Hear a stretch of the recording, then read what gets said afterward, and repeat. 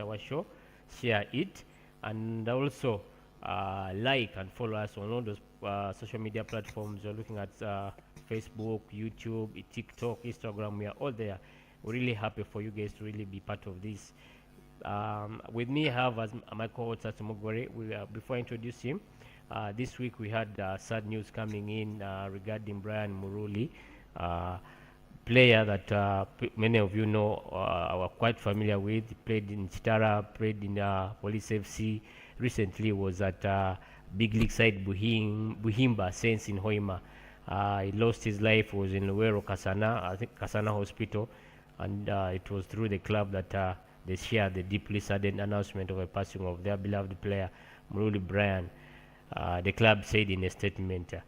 Murili highlights was in February while playing for also Police. He was named Police Match Player of the Month. He has been really iconic and also worked with Coach Kajoba. I think he also passed on. Hudson, as you introduce yourself, what do you make of this player, and what does this really mean to the football and the sports fraternity? Of course, it has been a big loss to Ugandan football at large. He has featured for different clubs. Of course, his main highlight was when he was playing for Police. He had some impressive career with them. Then from there, because he played for Chitara as well, he had also some impressive career as well there.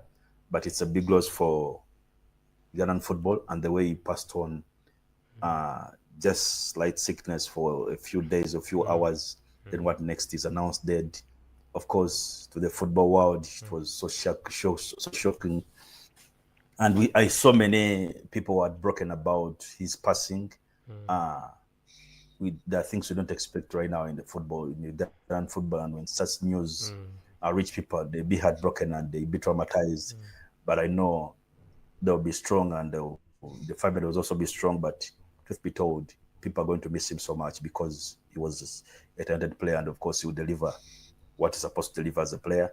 So they're going to miss him so much, but may he so rest in eternal peace.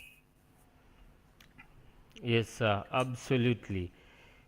May he so rest in eternal peace, and for the family of Buhimba, the club Buhimba, may they really take courage, especially in this time.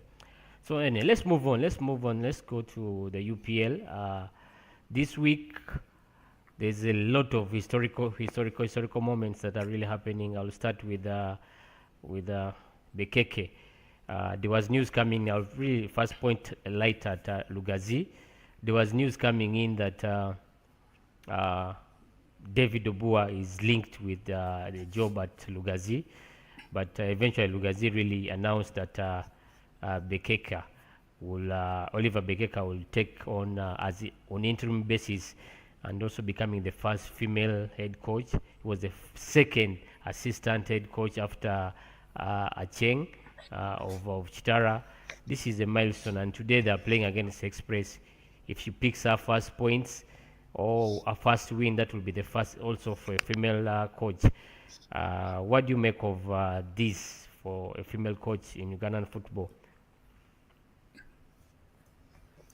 That's history now in Ugandan football, because we had never had that before in Ugandan football. And I saw a lot of ladies, women were so excited seeing Mbekeka being the first female coach to coach a UPL team in Ugandan football. And of course, her first game is against Express, which is happening, I think, today. Yeah. With the people talking about her, she has been in Ugandan football for some good time as a coach, as an assistant coach. So she's well exposed, and I know she'll put up a good fight because she has been an assistant, of course, with different male teams, So she knows how to handle these gentlemen, and she knows what she can do. So today's game is a test. To me, I would call it a test match for her. If she delivers, I'm expecting Obua to work, because truth be told, though Lugazi says she's going to be the student interim manager, but according to the information we got is like Obua is soon signing the contract with them, and it's a big plus for Lugazi having such a coach. Yeah. This is power paperwork is up there, and even the kind of plays is not this. We saw it with URA who was trying to transform the team, Yeah. though the URA wasn't patient enough. You, He you was said coached it only for 3 yourself that months, but you already did not understand Abua's football. You said it. yeah, it's the truth. They rushed Yeah. it. They rushed it because when I got to that, this guy is so instrumental. When I saw Sekaja coming back to Uganda to just watch Obua coach the game against Vipers, Sekaja was there to support his teammate. You know what that means? It's like, you know what? I believe in you, Yeah. and I know you can do something. If such players are leaving, Sekaja is leaving USA to be like, let me first go back to Uganda, and as soon as I reach Uganda, which game is playing? Which team is playing? URA versus Vipers. What next? Let me go to stand even if he's being beaten 3-0, but how is the football is he coaching? Which football is he coaching? Do the keepers play this now passing ball? Are they playing the Digia kind of hitting the ball just like that? Football transformed. And of course he left URA, of course, after 3 months, but they're still struggling up to now. So the team is now good. If they'd given him time, that team this season would have been one of the title contenders because the players would have grasped to what he They needs shopped well. on They the had pitch. all the. So they shopped I well, know yeah. Lugazi is a team which we respect him. They'll respect him and they'll give him time. And I expect him to do something with such a team because they're well organized. I'm just happy the way that it's a new team, but they're so organized with the way they're organized. A team having its own playground, it's an incredible thing because we've seen teams struggling with playgrounds. But some of them, even URA itself doesn't have its own playground because they've been here for some good years. Some applies to police. Yeah. But for the female coach, coaching our first game, coaching our first game. For the female coach coaching our first game, it will be Remarkable. incredible. And of course, I watch the game live on on Star Times because I need to see what she does as a female coach. So I look forward to that game. Absolutely. You talked about Obua's style of play, the impatience with URA. There are certain things if you look at. There's a left back also called Obua, actually in Lugazi. There are some nice players there. Looking at I don't know whether they will really give him the tools. Because you've seen these teams, they come in, the same thing that was happening with Mbale Heroes. A coach comes in, the same thing that happened with Asaf Mwebas until they called him back. I don't know whether Mbale Heroes also learned their lessons, but these are the skepticism that we people from this football world, we skeptical about these teams really giving these coaches full powers to really operate in at least a professional setup. We cannot say really fully professional, but at least a professional setup. Yeah, I don't know the expectation because also Sadiq Sempija was also a good coach, but it has also shown us that Lugazi, they have intentions this season. They are not a team that is just coming in and they expect to be relegated.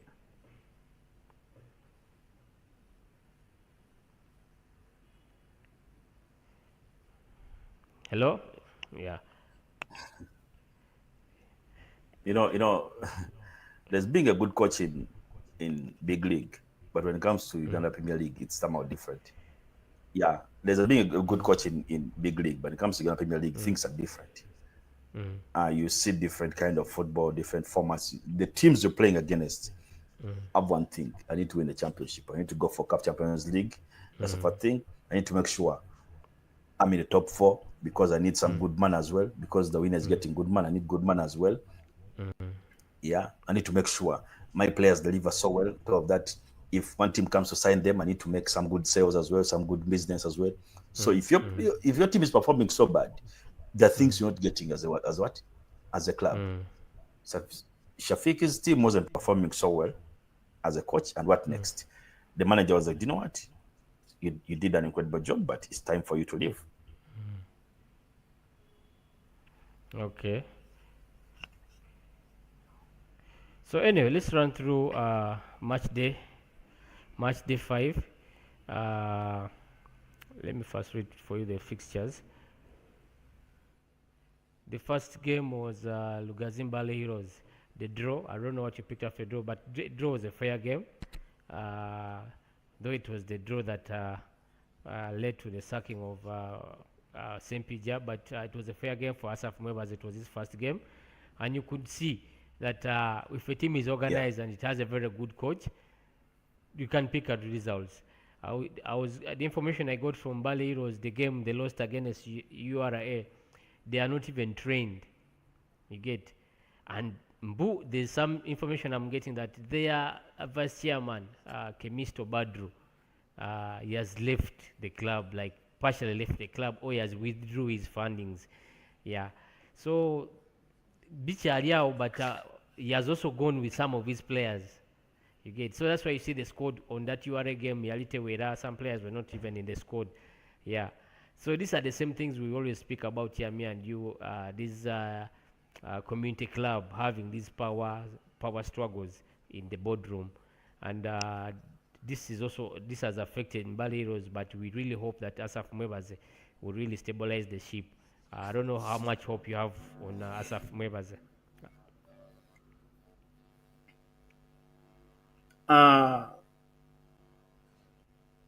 The fans don't like him. That's the first true. thing. Yeah. On top of that, I would say he made Bali Heroes what they were last season in the big league because he put up a good performance as a coach, and we saw positive results from Bali Heroes because teams would go to Mbali and getting a result from there was hard. So he knows the chemistry of the team, so well. Yeah. And he knows which players to use. And he has been also in the Uganda Premier League for some good time, not just one season or 2 seasons. He's been in the Uganda Premier League for some good time. So as a coach, he knows what he can do when it comes to the Uganda Premier League. And we saw him of course, I gave him much attention when he was at Bright Stars. He did a good job, though his contract wasn't renewed after his contract. Yeah, it wasn't renewed, but of course, he put up a good performance with the team. I can say the team wasn't relegated. The team was always in the top 8, top 10. Yeah. Though the Baristas I look at right now is supposed to be in the top 5 and top 6 because they've got good players. They've got good experienced players and talented players. I don't know why they're still out there drawing with SCV and doing what and what.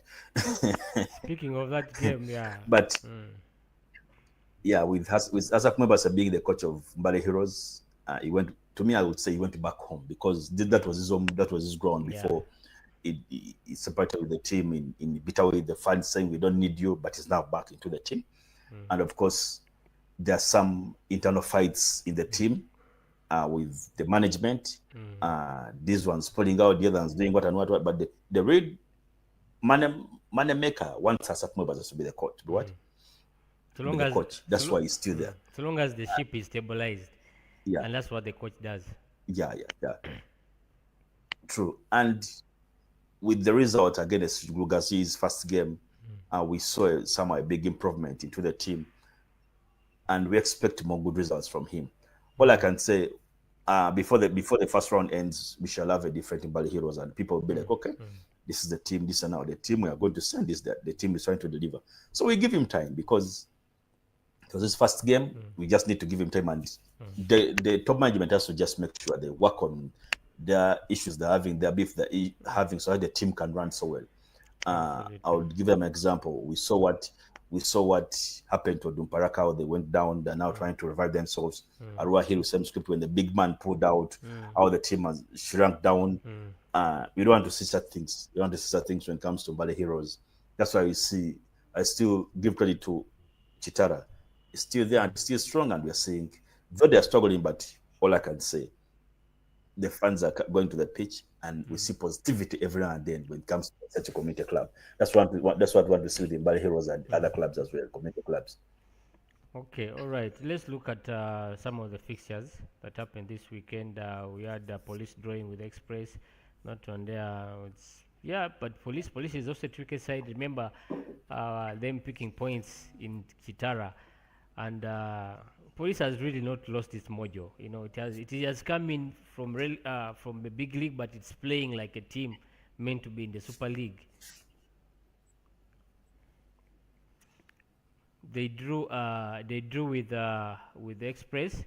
Barra City also drew. There's a lot of draws. Barra Stars drew with AC Villa, Bull URA. This is a game that I want us to look at. Now, before you go to Bull URA, the Bright Stars AC Villa's game. Up to now, the fans are still looking for Mola Biekwas.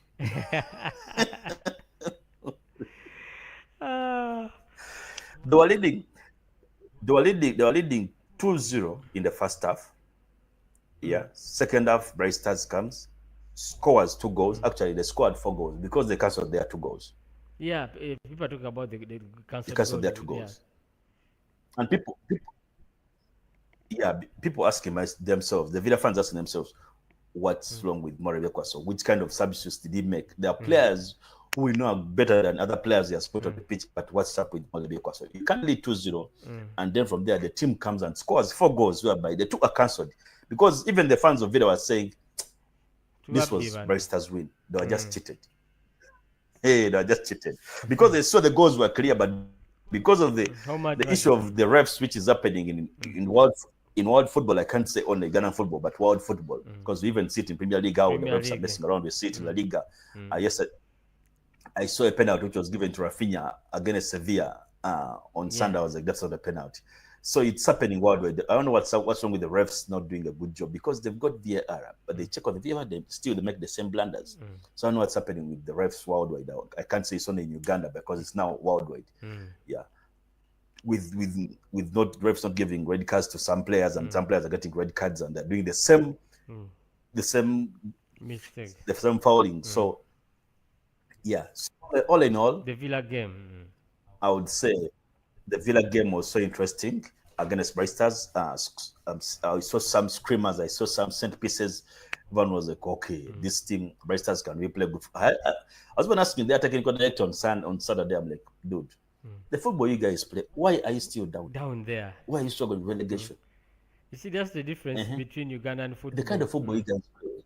You can play very well, but you're still down. You're playing good football, but you're still down. I'm like, what's happening? He says, of course, he's talking about the refs and blah, blah, blah, but I know they'll improve. But that game made fans so bitter. The Villa fans were so bitter. There is a point of saying Molebeka should leave our club, please. You know, Villa fans are crazy. They'll tell you Villa fans and the Express fans are the most crazy. I fear those two teams. They can tell you pack your bags. They can't even tell Mandela, please let him leave. We don't want to see you. You know, Villa's fans, they love this love-hate relationship with Mole, because he's a KCCA boy, and they have that phobia against him. You know, I don't know why. They have always had that, but I hope Mole stabilizes the ship. The game against Bull, I've been telling you that.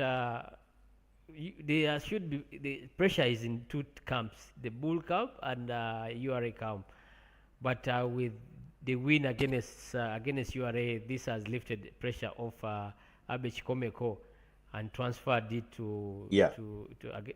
towards Alex Isavidi. Yeah, this was a must win for Alex Isavidi. Has been really apart from the Mbaliros game, which Mbaliros did not even train. Our soldiers did not even train for the whole for the 2 days before the game. But losing to Bull, where does it leave URA? Because we really expected them to be really competing for the title. It's still early though.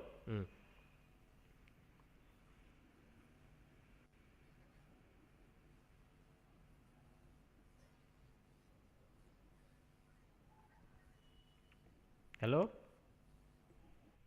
Yes, Hudson. Of course, that was kind of the win of Bull kind of revived Abech Komeko's chances of being sacked. Because I thought he was after if he had messed up in that game, we would start hearing rumors of the Intermediate Day is packing. Yeah, Intermediate Day is packing. So that kind of helped him. a little bit, getting a win. It was an incredible season. It was an incredible game, and they got a win. Of course, it was a 1-0, and of course, when Bull scores 1-0 in the first half, what do you expect? They play the Mourinho kind of football, defend throughout the game, the entire game. Of course, the other team tried to penetrate through, but it was hard for them. And at the end of the day, Bull got a win, Chikomeko's big win of the season, which is revived his chances of like, do you know what, I can go further and further and further and get these wins. So it's upon him to get wins at home, whereby at home is now at Lugazi, not at home in Njeru, but Lugazi. If it was at home in Njeru, we better, you know what, it's a big advantage to you. But a team like Bull, they should have been trying to struggle to get pitch where play from, because that's a big, it's a big institution, it's a big company. Yeah, it's just something easy. There's land in Masese. Let them buy land and construct a pitch at least. Let them do it like the Lugazi way. You know? Yeah, you know? Lugazi have we need to see more pitches. They've really developed their stadium very well. So even Bull can do that this season. So next season, when they start, like how Chitala did it. Last season, they're playing from Masindi, but this time around they're playing from Hema. They're like, you know what? Let's be organized. This stadium as we play from Masindi. Bull can do that. They need a stadium because they've been here for some good time, and the club has money. Because I was even told the winning bonus is Bull is one of the clubs which pays players so well. It's among the top 3 clubs which pays the players so well. So it says a lot. As a club, they've got the facilities and they've got the financial power. So that they're broke, but they have the financial power to do something. So they should think about that as well. Not them going to Lugazi, home away from home, you know. Anyway, that's Ugandan sports. That's Ugandan sports. Yeah. All right. The other team that I want us to put a spotlight on is Chitara. I was looking at their stats here. The only game they won was against Lugazi. That was 3-0. They lost against NEC. They lost against KCCA. Police went in Hoima and hit them. They came to Mbarara, drew. They are now playing Bull next. You know, a lot of people are in Hoima. There are a lot of mamas against Brian Senyondo. A lot of people are asking for his job. They want him to be sacked. There's a lot of pressure there. You know, looking at Chitara, they invested a lot. Yeah, you might say, how did they invest? They invested in playing in the continent. They invested in the stadium. So this was the season that they expected to have stability. But the results are not forthcoming. And, you know, with the investment Chitara has really made, we believe that pressure is really, really mounting on Brian Senyondo. You know, news came in that at first that he's not the one signing the players, but eventually came out and said, I'm the one signing the players. That means now all the responsibilities tactically upon him, and with the results are not really forthcoming, how would you really fancy Brian Senyondo's position in Chitara right now?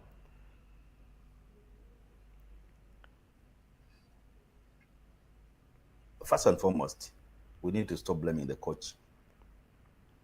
Let's also blame the players. I mean, they have Omedi, you know, Chitara, they have Semugabi. They perform very well. I'm going to name their players. Kusima has been the UPL for some good years as a keeper. Experienced, yeah. You've got Nyakojo there. You have the best defender of last season, Oti. Yeah.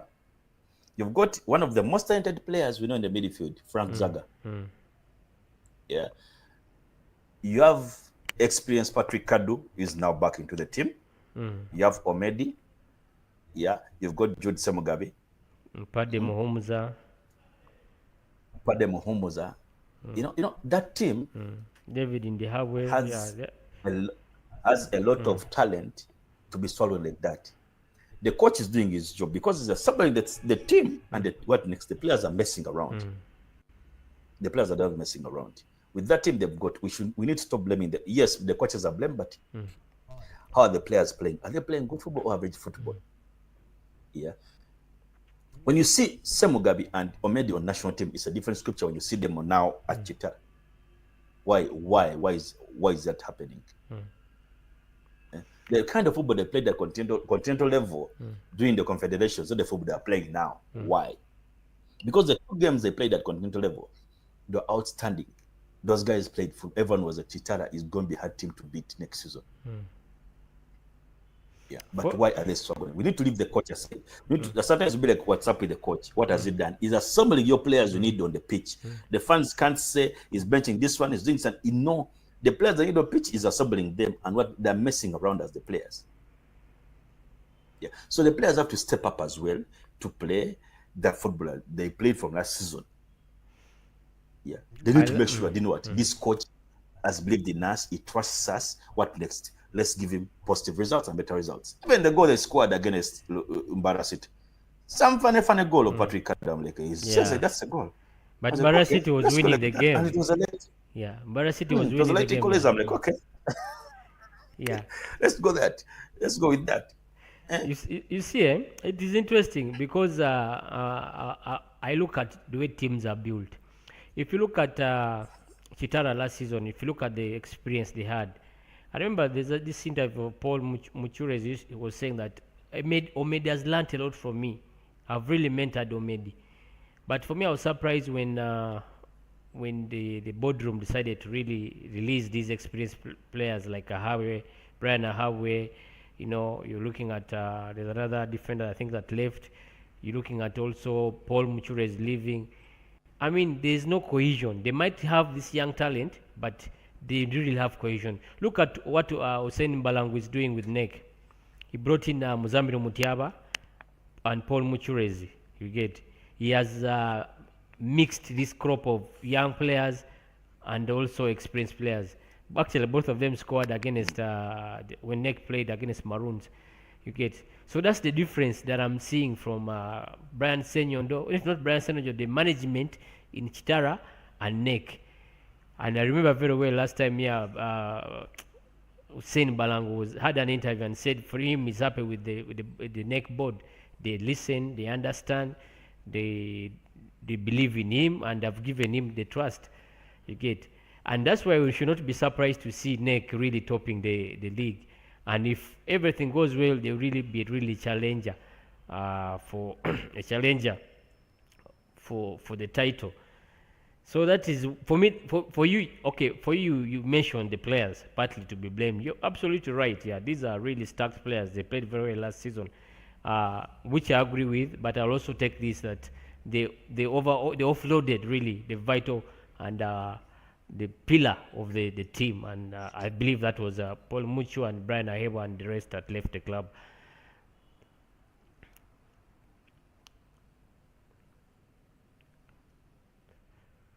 So the other game that I want us to talk about is let me see, Vipers. You know, Vipers. You're one of the first people that say that the coach will not really last. You and maybe Beka Chigongo on Twitter. So Kovazovic finally leaves the club. First he was suspended. But when he was suspended and he was ranting on Twitter, I just knew that the job was no more, especially with the Ayala Ruyinda really performing very well. There was no need for foreign coaches. I don't know whether Mulindwa should really keep on using that model of foreign coaches because the local coaches can do the same job, hardly the same way. Actually, yesterday I had the rumor that they want to get the former Villa coach into Vipers. Oh. I saw it.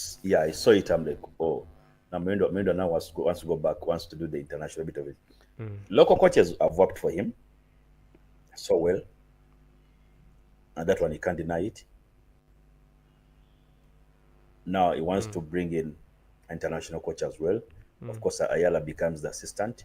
That's the rumor of the former Villa coach coming back as the Vipers coach. It's a rumor. It's not yet confirmed.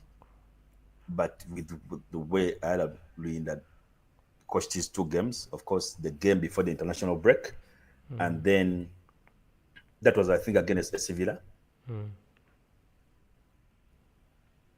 Yeah, it was against SC Villa before the international break. They won that game. And then this game against Rockstar Giants, of course, he won it. Those are 2 games. Those are 6 points from Ayala Luyinda. So as Mulindo Ibida, you sit down, you be like, you know what? It's doing a good job. Why should I rush to bring in another coach whereby Another these coach, players yeah. are now gelling with the coach and is now doing an incredible job and results are coming through because the 2 games he has handled are all wins. Those are 6 points from Ayala Luyinda. So as an owner, I'll be like, you know what? Let me trust in because Danu got him to be the assistant. Let me believe and trust in him, and they give me the results. And of course, with the players now, we see the on from Alan Okello, the way he's doing his thing. You're seeing Milton Kalisa scoring goals every now and then. The team has somehow transformed and are now delivering. The game that beaten badly was against NEC. Of course, the NEC game that was a shocker to most of them, but NEC was trying to tell people that, you know what, I'm here and I need the title. Yeah. I'm not joking around, and We are here. So we are going to see more and more on fire. So generally, Vipers isn't playing bad football. Katas of Luyinda. So all in all, let's see how it all goes. Yeah. So yeah, that was Vipers. Then the other game that I want us to talk about is the KCCA game. KCCA dropping points against UPDF. You know, I was reading some stats there. KCCA had won 8 games against UPDF. 8 games in 11 games against UPDF, and UPDF had never won in Gogo in 6 appearances. But I'd never even picked a point.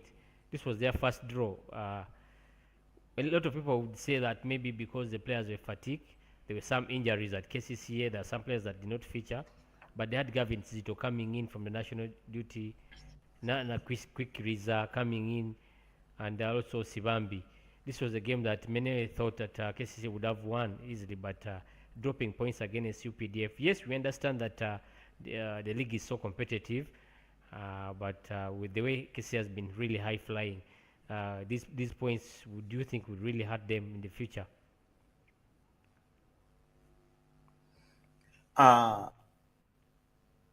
UPDF playing against KCCA. Like how the coach said, tactically KCCA didn't do the job they were supposed to do as the players because he actually had a fight with Ashraf Mugume after the game.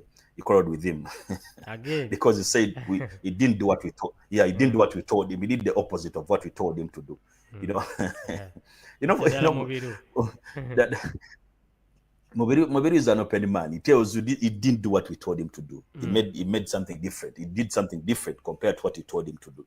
So yeah, of course, he shouted at Ashraf Mugume. He said, of course, tactically, KCCA didn't deliver like how they were supposed to do tactically. But he said, of course, we know UPDF is a defensive team, and of course, the coach of UPDF, we've seen him several times. How he has transformed the team is now one of the hardest teams to beat because the least you can do is score 1 goal against them, but you can't go past 2 goals. That's how good they are defensively now. Yeah, and all teams which are playing against them are struggling to score a goal. Yeah, and they're so physical as well. KCCA is physical, but these guys are more physical. UPDF. Yeah. So, so that also came in. But some people watched the game were saying we did expect a lot from this team because we knew KCCA, we knew our best players, of course, are from national team. Of course, they didn't train with the team. They just came and just be like, I think, warm-up trainings, and they had games. Of course, the game was up next. On top of that, I said, what is this boy still doing on that pitch? Supposed to be preparing himself for UNEB exam, for USC, because it's a senior 6, Nana Kizza. So what is he still doing at KCCA? Let them give him that break. He gets prepared for his exams because he missed the mocks, the under 20 hippos because we thought he's going to be doing papers. Yeah, now he was some of the national team. Those are like a full week on national team. He didn't do his revisions, but he has papers. So I thought the club would give him that A break off. leave of like, to give it 2 weeks leave, get prepared for exams, do your papers, then you come back and play. Yeah. So generally it was a plus for UPDF because they didn't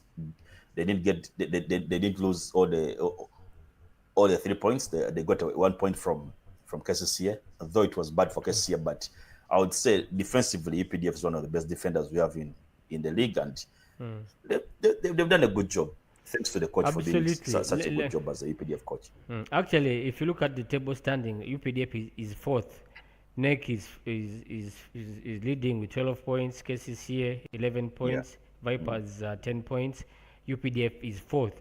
So UPDF is not really the UPDF that we know about, especially in the start of this season. They've picked up points on their way. So it's not like the UPDF that we really expected. So this is a very, you're right, they could be really the best defending team. They won against Wakiso Giants. NEC pulled a 1-0 against them, which was not easy. They won against Lugazi, drew in Maroons, and also won against Wakiso. So UPDF is a team that they're no pushovers. You're absolutely right. Yeah, absolutely right. So anyway, I think that was what we had for the Uganda Premier League. NEC, of course, NEC, as you've all said, is really flying high. Quite remarkable for Coach Hussein Balango there. It really is one of the contenders, the team that we really believe that will really be contenders. Yeah. I want us to talk about this transfer. Me and you always have these chats before we come on the hot take. Yeah. I want us to talk about Mustafa Kizza. News came in news came in, and we also saw that himself from his platform that it was unveiled at Egyptian Telecom. This a player that has had really let's say his football journey has really been shaky. Sometimes we've really had hopes with him really signing for Montreal in the MLS. Then also that was a shaky campaign. We really hoped that because him working with Thierry Henry, he would really break through the major league circles. But it was a bit of disappointment. He came back, lingered around a bit. He went to Aurora in Portugal. I mean, that one also did not turn out well. Came back to KCCA. He had a fight. He had that outburst with Coach Abdallah Mubiru. Eventually, he was let go with Achaye. He went to Express for 2 months. Now he's at Egyptian Telecom. This player, with the potential he has, is still young. Should we really hope that he will resurrect his career in the Egyptian second division? I would say it's a bonus to him now going back to professional football and getting a club in Egypt, whereby we know it's one of the best countries in Africa when it comes to football wise. And of course, it's an advantage to him because I'm trying to see him revive his career, because after that happened to him in USA, him being brought back because of what he did. It's not about, actually it wasn't a football thing, it was something different it was something different because he was playing good football, but the post he put up cost him his career in USA. They took him for some rehab, blah blah, but those whites can't let you expose yourself. There are things you're supposed to handle. You're not supposed to be supposed to talk about. So he made a mistake and he talked about some people who are wedding, the gay guys who are wedding, and he was shocked. He's like, I even wrote it in Uganda. But because they've got interpreters, of course they did the job. Yeah, the job, and they're like, no, you're busy in stepping on our rights, and for them, there's where they respect those guys. So at the end of the day, it was hard for him to stay there, and he tried to go to Portugal to play some football, but things didn't work out well for him. But him going to Egypt, he's trying to revive his career, and I was happy for him. Because the Mustafa Kizza we saw when he was in KCC, then he went to USA. Is the Mustafa we now want to see, because is a talented guy. We know what he can do on that pitch. So to me, I would say it's a bonus. It's a bonus for him, and it's good for him. Him playing for Express wouldn't change anything right now, but him going doesn't. I know he's going to get more exposure. He's going to learn a lot. Now he's going to revive himself. So I don't know the day we shall see like 3-4 left backs competing for a spot on that national team. Yeah, which is somehow a bonus to us, because that group of Mustafa Kizza, that group of Alan Okello, there's that group of the KCA boys who everyone was like, this is the future of Ugandan football. Yeah, we need to see them do prosper, because in that group, of course, the Polotos, of course, due to his injuries, we didn't see him go far. And now we've seen now Sadat Amaku back into KCCA. I hope he now delivers as well, because I would still categorize him among as a group as well, because he's also another young lad who can deliver. So generally, it's a plus for Mustafa Kizza, but we wish him all the best, and we hope he delivers when he's in Egypt. Absolutely. Actually, he joins Ochaya. He joins three Ugandans who are playing in the Egyptian top tier. For him, he's playing in the second tier. So the top tier has Ochaya, Joseph Ochaya, Ojera, and Chambade, who plays for El Daklea. Yeah, the Egyptian league is good. It's competitive. At least when the players go there, they learn a lot. They develop a lot. So that one, you're right. It's a bonus. It's a bonus for Mustafa Kizza. Yeah. Then also, let me run through the Uganda. Okay, this is the Uganda under 20 Sekafa region. Uganda finished third. They were playing. They played against Burundi. They won 3-1. Something interested me. I wanted to talk about this because we have always qualified for AFCON. That was in the last two editions. Yeah, when the national team, the Cranes, was not really featuring. But this time the Cranes looks like it's poised to qualify for AFCON. But the under 20, they faltered. They lost against Tanzania in extra time, a game that a lot of us thought that would win. But being a home team, and we had Dembe coming out with the top scorers accolade, 6 goals. This is the under 20 that, okay, we may say that some players did not go, like Nana, Kwikuriza, and some few, but we really expected to really finish top 2. The last edition that happened in Kenya, we really dominated that, winning against Kenya also at home. So I don't know what you make of this under 20, not making it for the AFCON. I would say I was disappointed, because I knew this was our win, and we always champions in Sekafa. Then we go there and we perform as far as the finals or quarterfinals, because the one we went as far as the finals, and we lost to, I think, to Ghana. Then the second one we lost the quarterfinals. So I was kind of disappointed. I'm like, how come we didn't qualify this time round for the AFCON under 20?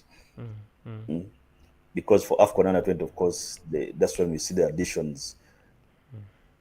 Actually, Travis Mutiaba was training with the team. Then he got a deal and they went to France. But he was going to be part of that team. For Nana Kwekiriza, due to papers, he wouldn't. Due to his class, he wouldn't do it. He wouldn't be with the team. So they missed those 2 services, of course, of the experienced players in the qualifiers.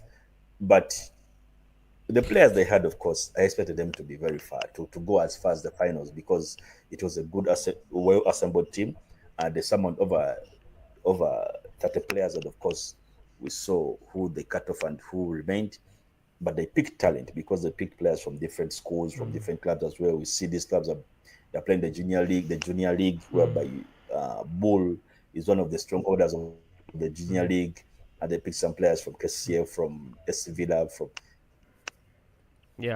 Vipers, Chitenda as a school. You go to Amos colleges, also they picked some players. Also, they picked a lot of talent. But at the end of the day, we didn't. They walked out with a bronze medal, not the gold medal.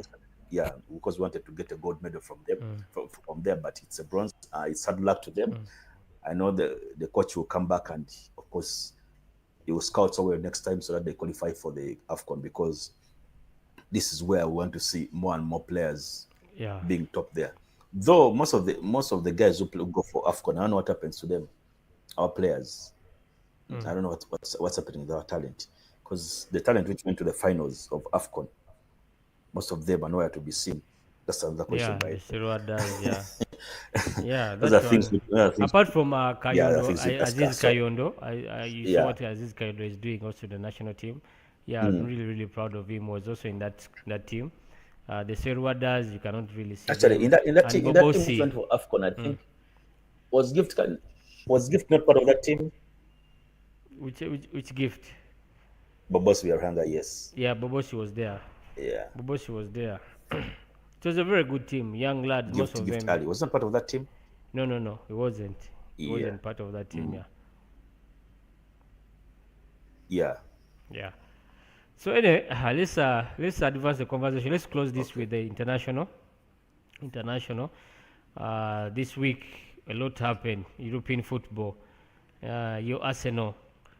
We didn't see that dropping points against Bournemouth, and there was some interesting stat that came up from FTV. One guy said that if you look at the games that they have lost this year, they have dropped points.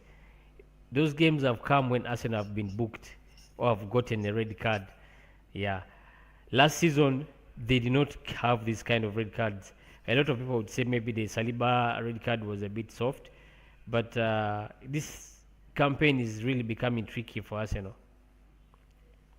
It's not really the campaign they expected.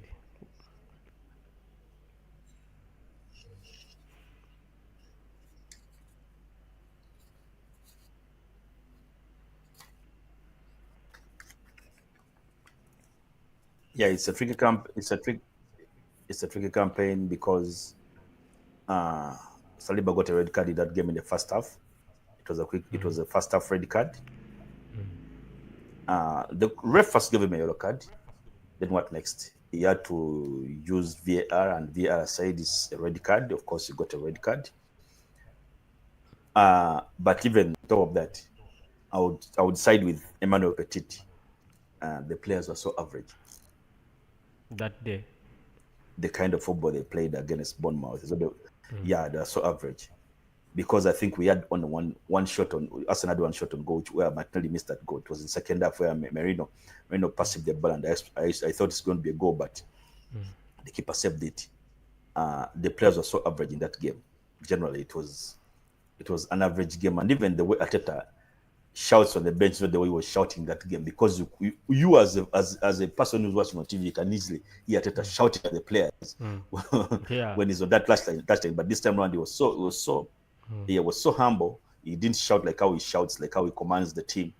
So there's something which was missing in that Arsenal team that day. But I would say the players were just so average. And Bournemouth as a team, of course, they took advantage of that and took advantage of the red card, and they won the game.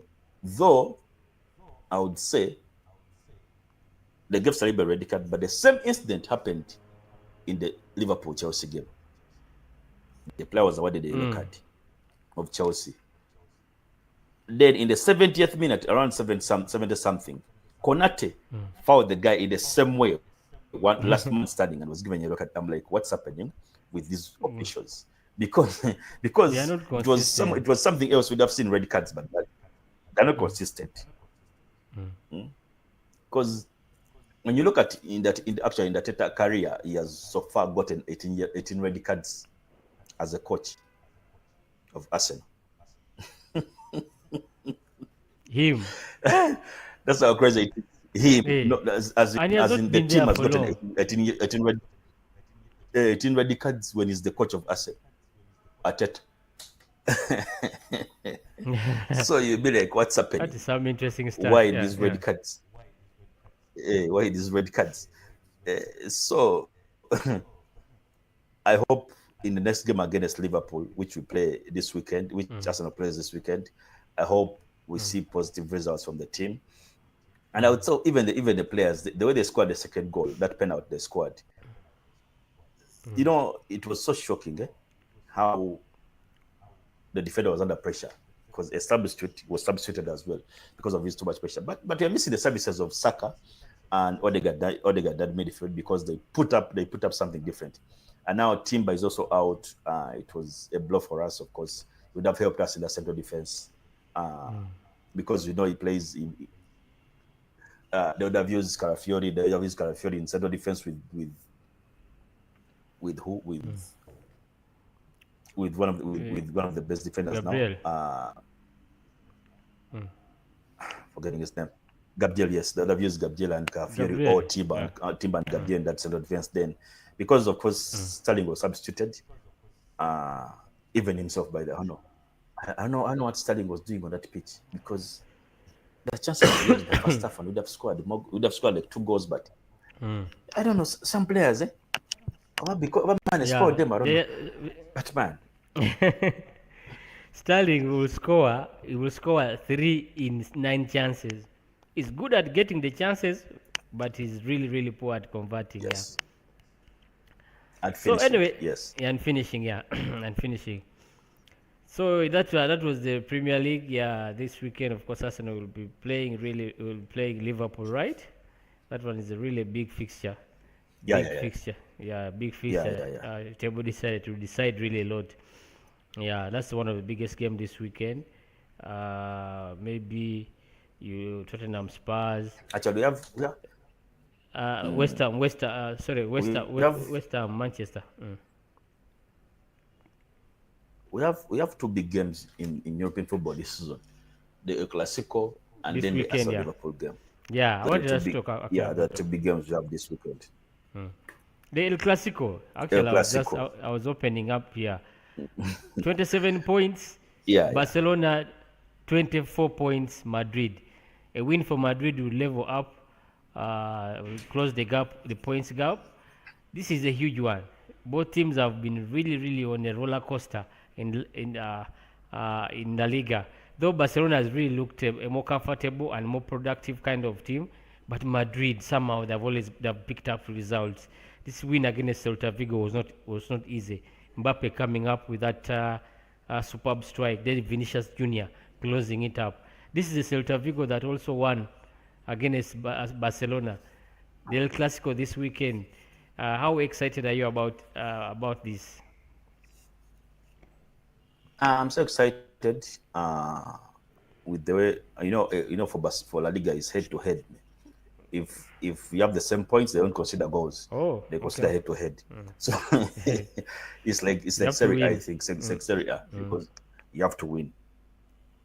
So that's why you see it's always a battle. It's always a battle between those 2 teams. They're like, you know what, we need to win our games so that we are clean and clear. With the Madrid players, apart from Cavajal, who is injured, and of course Alaba also out. All the players are now back into the team, and they're fit and they're good to go. We saw Jude Bellingham there, we saw Rodrigo there, we saw Mbappe there, we saw Vinicius Junior there, and of course one of my best midfielders. Kamavinga is there. One of my best midfielders, Valverde, is also there because I respect that kid. Yeah, one of my best midfielders in this generation. He plays a very yeah. So the team is now complete. Tumen is also there. The team is now complete for Madrid. They can't say we need to have our best players. Their best players are there now. Remove Tumen, bring in Luka Modric, a game changer. You can change the game anytime, any day. You remove Kamavinga, bring in, of course, or Modric going on. Also start Modric, and one of the guys comes off the bench. They will still change the game.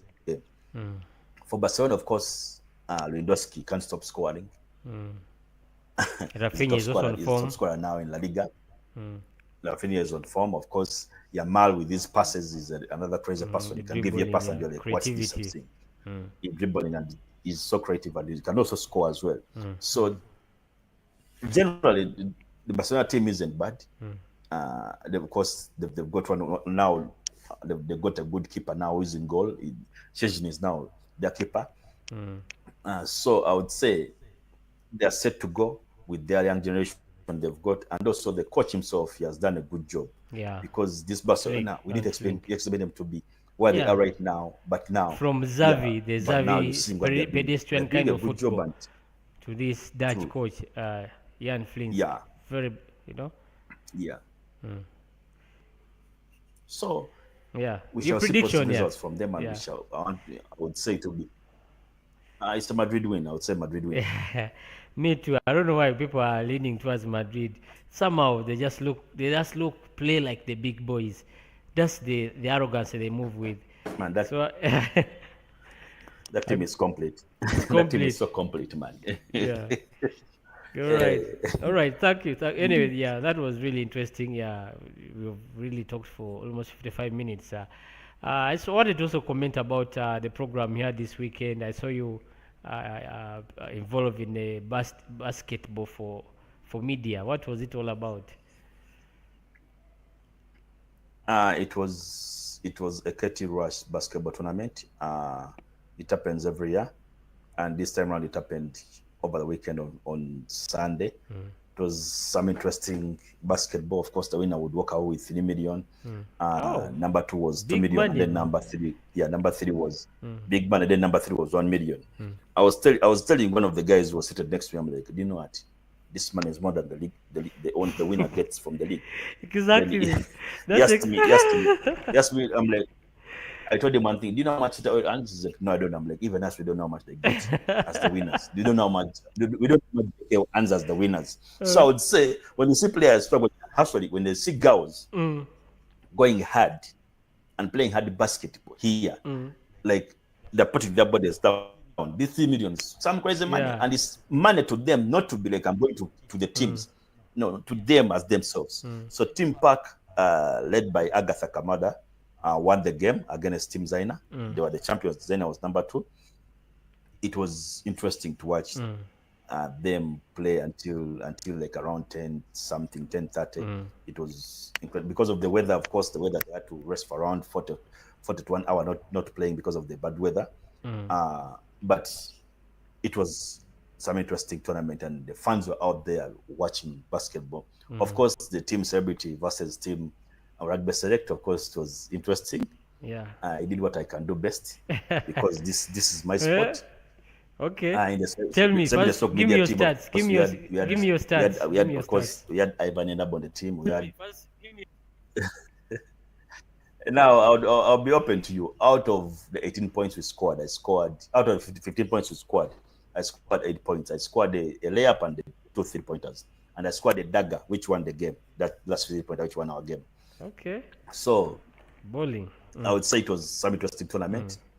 And the players were looking forward to see what I'm going to do on the floor, because I'm always bashing them, hitting them. They're like, this is what he can do. Yeah. But after the game, they're like, he did. You still have some man game. Is a baller. Now let's be quiet, because they thought some players had never seen him play. They're like, this is just a noise maker. But they saw, they were like, oh.